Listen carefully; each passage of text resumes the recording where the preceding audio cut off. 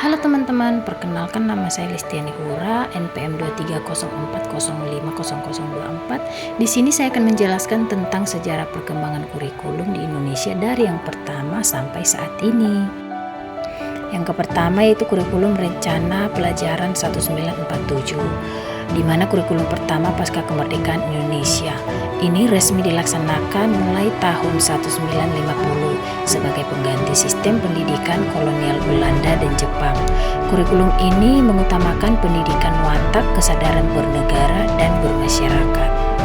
Yang kedua yaitu kurikulum rencana pelajaran terurai tahun 1952, di mana kurikulum ini adalah penyempurnaan dari kurikulum rencana pelajaran tahun 1947 dengan menggunakan konsep tematik.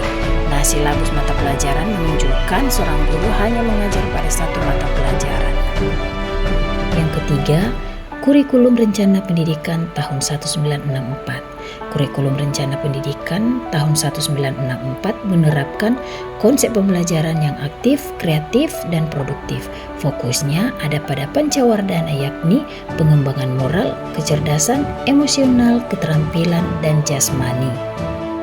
Yang keempat, kurikulum tahun 1968.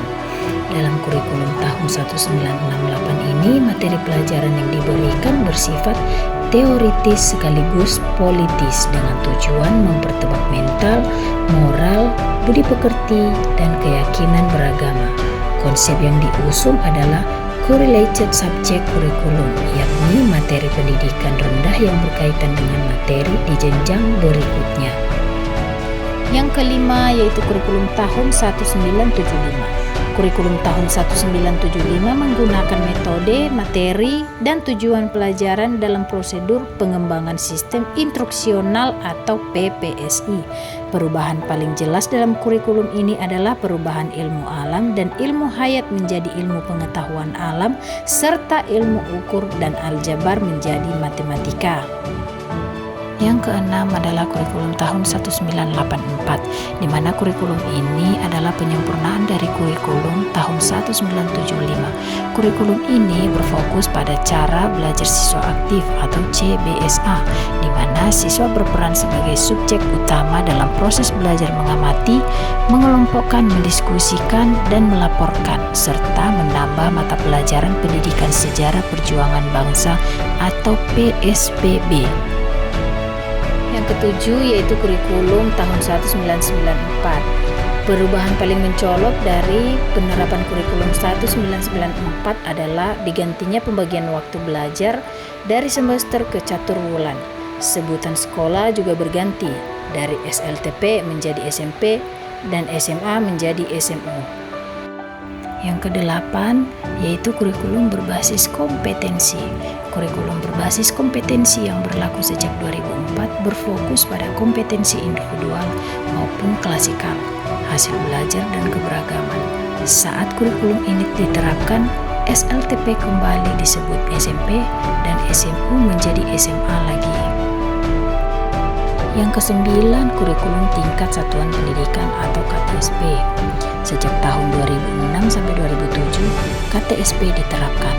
Dalam kurikulum ini, guru diberi ruang untuk mengembangkan sendiri silabus dan penilaian sesuai kondisi sekolah dan daerah tempatnya mengajar. Yang ke-10, kurikulum 2013. Kurikulum 2013 adalah kebijakan kurikulum nasional yang diterapkan untuk menggantikan kurikulum tingkat satuan pendidikan atau KTSP pada tahun 2013 yang bertujuan untuk mengembangkan potensi peserta didik secara holistik melalui pendekatan saintifik untuk menghasilkan generasi yang beriman, produktif, kreatif, inovatif, dan efektif. Yang terakhir adalah kurikulum merdeka.